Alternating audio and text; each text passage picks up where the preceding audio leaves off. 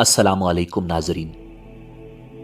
नाजरीन, सन 656 ईस्वी में तीसरे खलीफा हज़रत उस्मान इब्न अफ़्फ़ान रज़ी अल्लाह ताला अन्हु की शहादत के बाद मुसलमानों ने हज़रत अली इब्न अबू तालिब करमल्लाहु वजहुल करीम को चौथा खलीफा मुंतखब कर लिया और यूं हज़रत अली करमल्लाहु वजहुल करीम चौथे खलीफा राशिद मुंतखब हुए।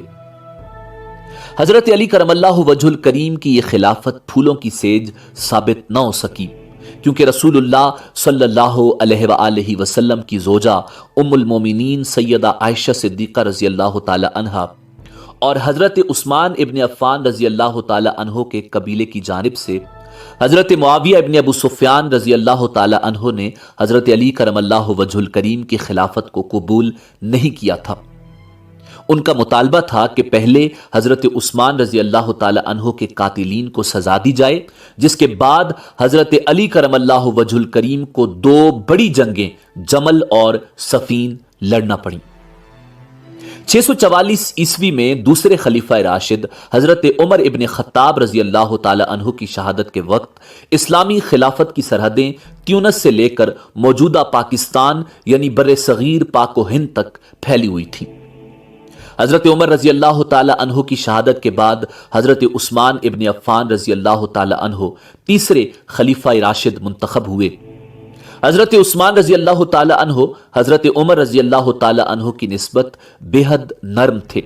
इसके अलावा हज़रत उस्मान रज़ी अल्लाह ताला अन्हु से गवर्नरों के मामले में कुछ कोताहियां भी हुई, जिसकी वजह से मुख्तलिफ इलाकों के गवर्नरों ने इख्तियारात का बेदरेग इस्तेमाल किया, जिसकी वजह से हज़रत उस्मान इब्न अफ़्फ़ान रज़ी अल्लाह ताला अन्हु के खिलाफ मिस्र में बगावत उठ खड़ी हुई, जिसके इख्तिताम पर हज़रत उस्मान इब्न अफ़्फ़ान रज़ी अल्लाह ताला अन्हु को उनके घर में बेदर्दी के साथ शहीद कर दिया गया।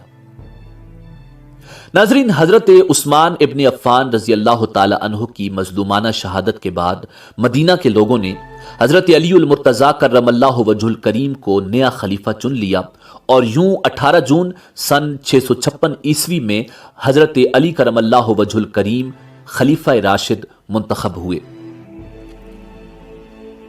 हज़रत अली करमल्लाहु वजहुल करीम ने तकरीबन 5 साल खिलाफत के फ़राइज़ सरअंजाम दिए, लेकिन उन 5 सालों में शायद ही कोई ऐसी रात हो जिसमें हज़रत अली करमल्लाहु वजहुल करीम सुकून से सोए हों।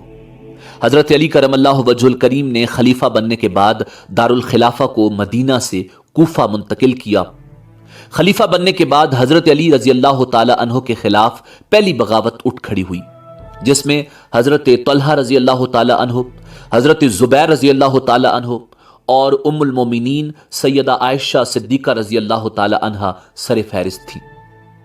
इन तीनों शख्सियात का एक ही मुतालबा था कि हज़रत उस्मान इब्न अफ़्फ़ान रज़ी अल्लाह ताला अन्हु का क़सास लिया जाए और कातिलीन उस्मान को चुन चुन कर कत्ल कर दिया जाए।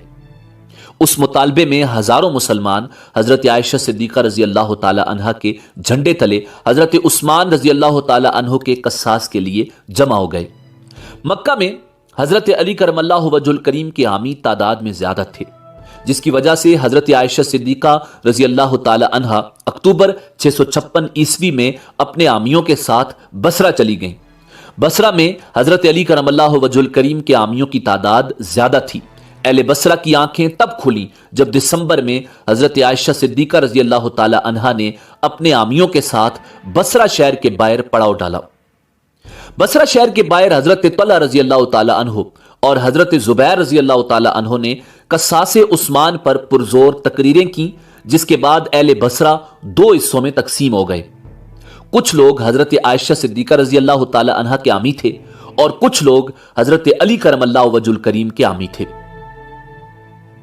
कुछ ही दिनों के बाद बसरा के बाजारों में हज़रत अली करमल्लाहु वजहुल करीम और हज़रत आयशा सिद्दीक़ा रज़ी अल्लाह ताला अन्हा के हामियों के दरमियान तल्ख कलामी शुरू हो गई और लड़ाइयाँ शुरू होने लगीं, जिसमें दोनों गिरोहों ने एक दूसरे को जूते मारने शुरू कर दिए। उस वक्त बसरा के गवर्नर उस्मान बिन हनीफ थे, जो कि हज़रत अली करमल्लाहु वजहुल करीम के साथ मुखलिस थे। उन्होंने खून बहाना पसंद न किया, बल्कि उन्होंने हज़रत अली करमल्लाहु वजहुल करीम के इंतज़ार में बागियों को शहर से बाहर खैमाज़न होने की इजाज़त दे दी اور وہ خود حضرت علی کرم اللہ وجہ الکریم کا انتظار کرنے لگے۔ حضرت علی کرم اللہ وجہ الکریم بھی اس دوران مدینہ سے بصرہ کے لیے روانہ ہو چکے تھے۔ اس دوران بصرہ کے گورنر عثمان بن انیف کے پاس حضرت علی رضی اللہ تعالی عنہ کا قاصد پہنچا اور اس نے حضرت علی رضی اللہ تعالی عنہ کا پیغام پہنچایا، جس میں آپ نے باغیوں کے بارے میں فرمایا کہ یا تو وہ میری بیعت کریں یا جنگ کے لیے تیار ہو جائیں۔ لیکن اس سے پہلے ہی حضرت عائشہ صدیقہ رضی اللہ تعالی عنہ کی فوج شہر سے باہر دفاعی پوزیشن میں موجود تھی۔ بصرہ کے گورنر نے صلح کی ایک اور کوشش کی۔ انہوں نے مشہور شاعر حضرت ابو الاسود کو صلح کے لیے ام المومنین سیدہ عائشہ صدیقہ رضی اللہ تعالی عنہ کے پاس روانہ کیا، لیکن بدقسمتی سے یہ صلح نہ ہو سکی، جس کے بعد بصرہ کی فوج جنگ کے لیے شہر سے باہر نکلی۔ بصرہ کی فوج کے گھڑ سوار حکیم بن جبلہ نے مقامی فوج کے ساتھ حضرت عائشہ صدیقہ رضی اللہ تعالی عنہ کی فوج پر حملہ کر دیا۔ دونوں جانب سے خون ریز جنگ جاری رہی، دونوں جانب سے بے شمار مسلمان شہید ہوئے، لیکن حضرت عائشہ صدیقہ رضی اللہ تعالی عنہ کی فوج میدان جنگ میں ڈٹی رہی۔ اس ابتدائی جھڑپ کے بعد دونوں جانب سے جنگ بندی ہو گئی۔ یہ جنگ بندی چند دنوں کے لیے تھی۔ اگر جنگ بندی ایسے ہی جاری رہتی تو حضرت علی کرم اللہ وجہ الکریم کے پہنچنے پر حضرت عائشہ صدیقہ رضی اللہ تعالی عنہ کے لشکر پر قابو پانا آسان تھا۔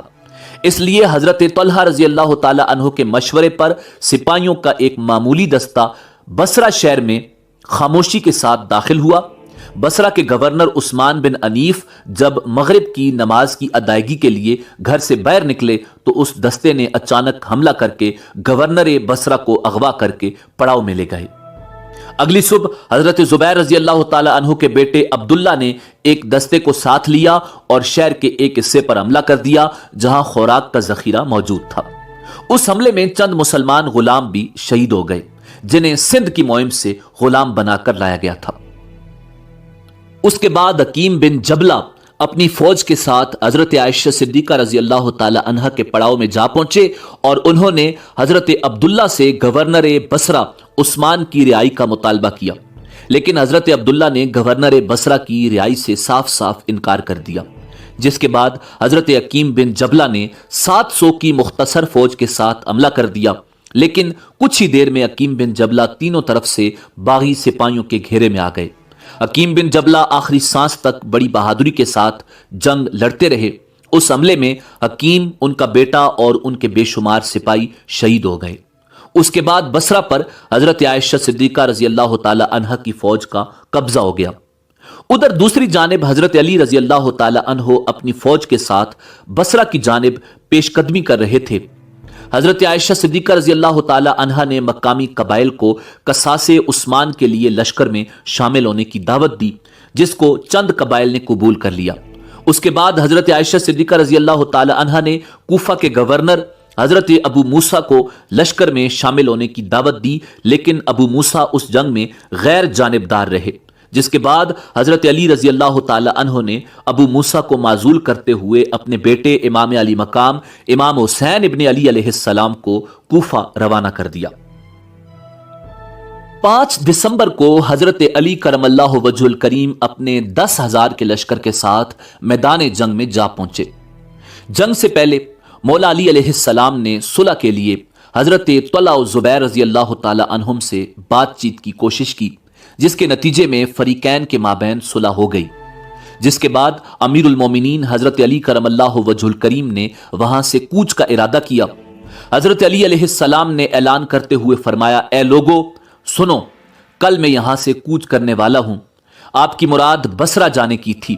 آپ نے لشکر کو خبردار کیا کہ کل کوچ کرتے ہوئے میرے ساتھ کوئی ایسا شخص نہ آئے جس نے کسی بھی سطح پر شہادت عثمان میں کوئی مدد کی ہو۔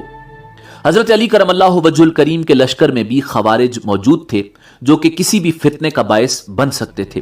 دوسری جانب حضرت عائشہ صدیقہ رضی اللہ تعالی عنہ کے لشکر میں بھی چند فتنہ پرور سبائی موجود تھے جو مسلمانوں کے مابین امن نہیں دیکھ سکتے تھے، اور انہیں اس بات کا پتہ تھا کہ اگر یہ جنگ نہ ہوئی تو بعد میں ان کا سر ضرور کٹے گا۔ चुनाचे रात के अंधेरे में जबकि दोनों लश्कर अपनी अपनी कयाम गाह में आराम कर रहे थे तो अचानक हजरत आयशा सिद्दीका रजी अल्लाह ताला अन्हा के लश्कर में मौजूद चंद सबाइयों ने चुपके से अमीरुल मोमिनीन मौला अली अलैहिस्सलाम के लश्कर पर शब खून मारते हुए हमला कर दिया। फिर क्या था, दोनों तरफ से तलवारें आपस में टकराना शुरू हो गईं। अमीरुल मोमिनीन इस हकीकत से नाआशना थे। वो पुकार पुकार कर लोगों को जंग से बाज रहने की तलकीन फरमाते रहे, लेकिन 36 हिजरी जुम्मा के दिन बसरा के करीब अमीरुल मोमिनीन हजरत अली करमल्लाहु वजहुल करीम और हजरत आयशा सिद्दीका रजी अल्लाह ताला अन्हा के माबैन एक खूनरेज मार्का हुआ जो जंगे जमल के नाम से मशहूर है। नाज़रीन, जब जंग अपने इंतहा को पहुंची तो हजरत तलहा रजी अल्लाह ताला अन्हो ने बसरा के चंद बेहतरीन दस्तों को लेकर हजरत अली अलैहिस्सलाम के बाएं जानिब हमला कर दिया। इधर हजरत अली रजी अल्लाह ताला अन्हो की फौज का बायां दस्ता, जिसकी कमान हजरत मालिक बिन अश्तर कर रहे थे, उन्होंने उम्मुल मोमिनीन सैयदा आयशा सिद्दीका रजी अल्लाह ताला अन्हा की फौज के बाएं पहलू पर इस सख्ती के साथ मुकाबला किया कि चंद ही लम्हों में मुकाबिल दस्ते पसपा हो गए। उसके बाद मरवान इब्ने अल हकम अपने दस्तों के साथ मैदान छोड़कर भाग खड़ा हुआ, जबकि अमीरुल मोमिनीन हजरत अली करमल्लाहु वजहुल करीम ने हजरत तलहा रजी अल्लाह ताला अन्हो को रसूलुल्लाह सल्लल्लाहु अलैहि वसल्लम की एक हदीस याद करवाई तो वो जंग से अलहदा हो गए। उसी दौरान मरवान, जो कि हजरत तलहा रजी अल्लाह ताला अन्हो का इत्तेहादी था, उसने हजरत तलहा पर तीर बरसाए, जिसकी वजह से आपकी शहादत हो गई। दूसरी जानिब अमीरुल मोमिनीन के लश्कर ने तमाम बागियों को कुचलते हुए फतह हासिल कर ली। नाज़रीन, जंग जमल में दोनों जानिब से सैकड़ों मुसलमानों की शहादतें हुई। एक अंदाजे के मुताबिक अमीरुल मोमिनीन के लश्करियों की शहादत 400 थी, जबकि हजरत आयशा सिद्दीका रजी अल्लाह ताला अन्हा के लश्कर के शहीदों की तादाद 2500 थी। इस जंग में फतह के बाद अमीरुल मोमिनीन हजरत अली करमल्लाहु वजहुल करीम ने उम्मुल मोमिनीन हजरत आयशा सिद्दीका रजी अल्लाह ताला अन्हा को निहायत एहतराम के साथ उनके भाई मोहम्मद बिन अबू बकर के साथ मदीना रवाना कर दिया। हजरत अली करमल्लाहु वजहुल करीम की खिलाफत फूलों की सेज साबित ना हो सकी। खिलाफत की जिम्मेदारी संभालने के लिए जंग जमल लड़ना पड़ी, जिसमें हजारों मुसलमानों का खून बहा और आने वाले चंद महीनों के बाद उन्हें अपनी जिंदगी की एक बड़ी जंग सफीन अमीर शाम हजरत मुआविया इब्न अबू सुफियान के खिलाफ लड़नी पड़ी।